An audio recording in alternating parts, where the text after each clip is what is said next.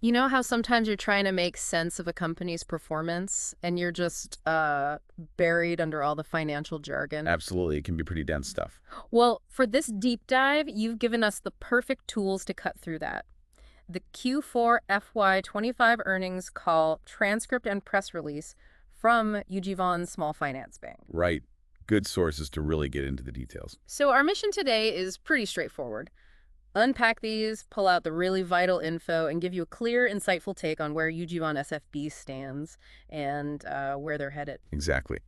These reports have got everything: profits, loans, risks, deposits, you name it. We'll boil it down, look at the key numbers, any big strategic moves, and, their outlook. Consider it your fast track to getting up to speed. Precisely. Okay, let's unpack this then, starting with, I guess, the headline figures, their overall financial performance. Yeah, let's start there. So Q4 fiscal 25, net profit was 83 crore. Now that's down quite a bit, right? About 75% compared to the same time last year. It is, yeah. A very noticeable drop. And for the whole year, FY25 net profit landed at 726 crore. That's also down 43% year on year. So what's the story there? Why the big dips? Well, there are a few things going on. Their total income actually went up 5% quarter on quarter in Q4 and 11% for the whole year, hitting 7,201 crore. So money coming in was higher. Okay, so income's up, but profit's down. So costs maybe? Exactly. Profitability took a hit, mainly because their operating expenses, their OPEX, jumped quite a bit, up 11% just in Q4 compared to Q3. Wow, 11% in one quarter. Yeah, that's significant. And on top of that, they also faced higher credit costs.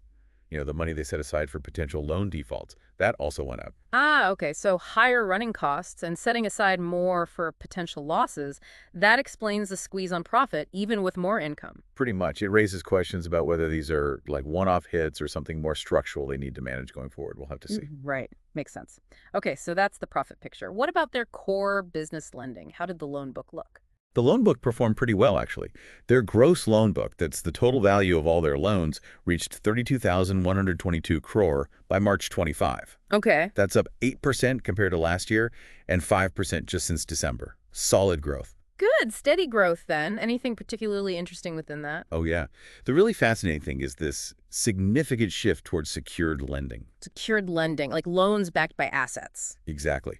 That part of their portfolio now makes up 44% of their total loans. 44%. Wow. What was it before? Get this, it was only 30% last year and just 39% back in December 24.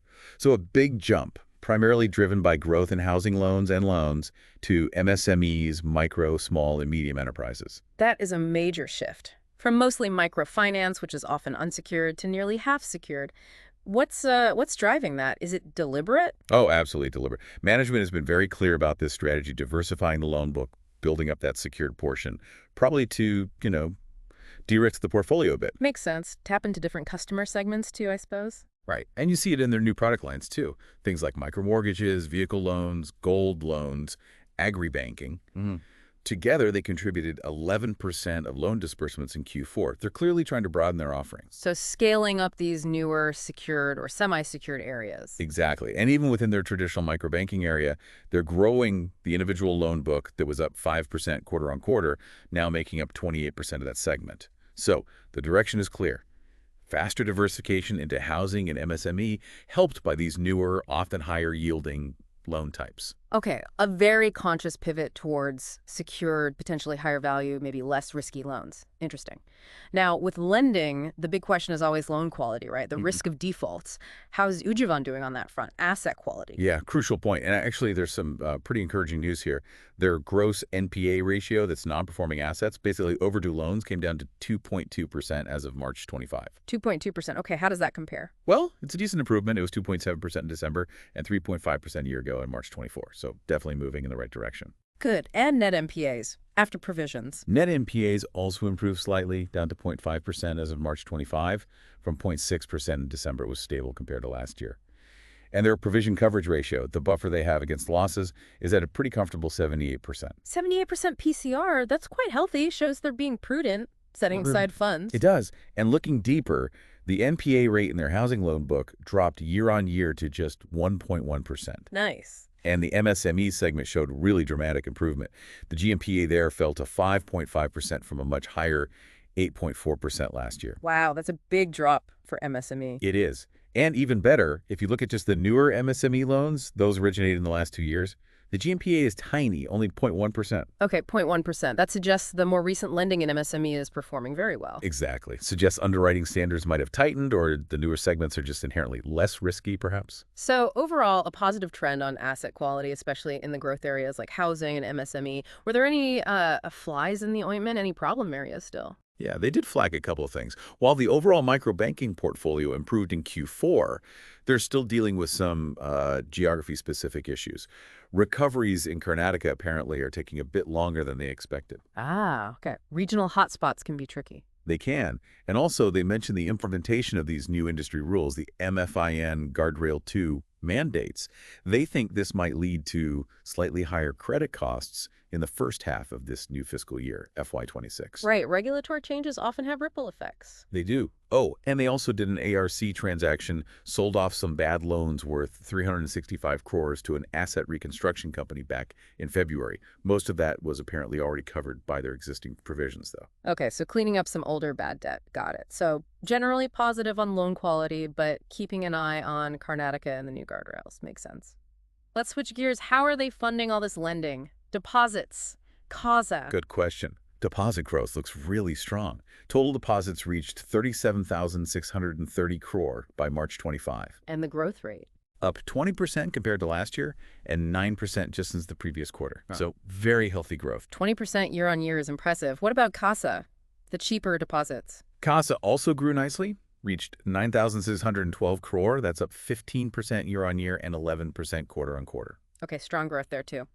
And the CASA ratio as a percentage of total deposits. That improved too. It's now 25.5% of their total deposits, which is 43 basis points higher than the previous quarter. So they're increasing that share of low-cost funds. That's positive. And retail deposits overall. Yeah, retail term deposits plus CASA grew 21% year on year. That combination now makes up 71% of their total deposits. So a good, sticky retail base. Okay, solid growth, improving CASA mix. What about the cost? How much are these deposits costing them? Cost of funds. Surprisingly stable, actually. The cost of funds only went up marginally by like 1 basis point to 7.6% for Q4. Just 1 basis point increase in this environment. That's pretty good. It is. Their credit to deposit ratio improved a bit, down to around 85%. And their liquidity coverage ratio, LCR, is comfortably managed around 120%. So liquidity looks fine. Any outlook on the cost of funds? Do they expect it to stay stable? Actually, they expect it to come down. Management anticipates the cost of funds decreasing by at least 25-30 basis points over the next year. Really? Why is that? They mentioned potential RBI rate actions, if rates start coming down, and also some of their more expensive bulk deposit pricing might be coming off. Okay, so potential relief on funding costs ahead. That would definitely help their margins. Interesting. Now, looking beyond the immediate numbers, what about bigger strategic moves? What's Ujjivan planning for the future? Well, the really big one is that they filed an application with the RBI back in February 25 For what? to voluntarily transition into a universal bank. Wow. Okay, from a small finance bank to a universal bank. That's a major ambition. It's huge. Signals a long-term plan to offer a much wider range of services, moving beyond the SFB constraints. Definitely a game changer if they get the green light. Absolutely. What else strategically? They also fully implemented those MFIN Guardrail 2.0 rules from April 1st. They expect the impact to be less than the first set of guardrails, maybe due to overlaps, but it's still something they're managing. Right, the regulatory side. Yeah. And in microfinance, their focus seems to be growing that individual loan book, but with tight underwriting standards. They mentioned 90% of that book are borrowers who graduated from group loans, and they have a dual assessment process. So careful growth in individual microloans. Seems like it. Oh, and remember that temporary interest rate cut they did in Q4? Yeah. They reversed that from April 1st. Rates are back to normal, which suggests maybe some confidence returning or competitive pressures easing slightly. Interesting. Okay, so the universal bank application is the headline strategy news. What might that actually mean for, say, their customers or how they operate if it happens? Well, typically, becoming a universal bank opens the door to a much broader range of financial products. Think wider investment options, maybe corporate banking, infrastructure, finance, more complex stuff than an SFB usually handles. So more services under one roof for customers, potentially. Potentially, yes. It also usually means stepping up to a different level of regulation, maybe higher capital requirements. Yeah. It's a significant step up in scale and scope. Definitely one to watch. Any other strategic points that caught your eye? Yes. They talked about controlling OPEX going forward, hoping that growth in both secured and unsecured loans will help efficiency. They're also looking at using credit guarantee cover, CGFMU, for some loans to add protection. Okay, risk mitigation. Right. And they're aiming for a credit-to-deposit ratio around 88% going forward. One more thing, they're holding off on giving detailed guidance for the full fiscal year 26 until Q1 results. Ah, being cautious.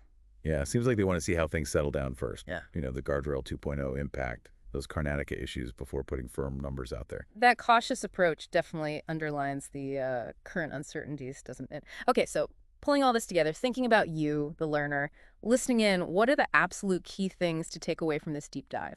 Okay, key takeaways. First, that big strategic shift towards secured lending. Huge deal. Watch how that impacts their risk and profit profile. Right. Secured shift number one.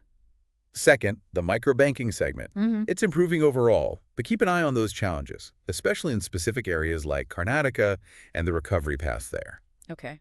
Microbanking recovery and challenges. Third, the universal bank ambition. That's the major long-term strategic play. Its implications are potentially massive. Universal bank goal. Got it. Fourth, management's caution on guidance. It tells you they're navigating some immediate uncertainties like those guardrails. Prudent guidance approach. Makes sense. Fifth, the deposit side looks strong. Good growth, improving CASA ratio despite market conditions. That's a positive sign for funding. Solid deposit franchise. And finally, don't forget the other bits, their digital efforts, like the Hello Ujjivan app, the continued focus on financial inclusion. It all paints a picture of a bank in transition, trying to balance growth, risk, and strategic evolution. Great summary. So to wrap it up, Ujjivan Small Finance Bank navigated a complex period, made real progress shifting its loan book towards secured assets, and saw asset quality improve in most areas. But profitability took a hit from costs, and they're facing some regional and regulatory headwinds. Exactly. They're showing resilience and making deliberate moves like that universal bank application, aiming for the long term. But those near-term challenges in specific regions and the regulatory adjustments are definitely things to watch in the next few quarters. Definitely. So here's a final thought for you to chew on. As Ujjivan pushes towards becoming a universal bank and navigates this changing microfinance world, what do you think will be the most critical factors determining their success? And thinking bigger picture, how might their evolution shape financial inclusion more broadly? Consider that mix of regulation, technology, and what customers really need. Thanks for joining us on this deep dive.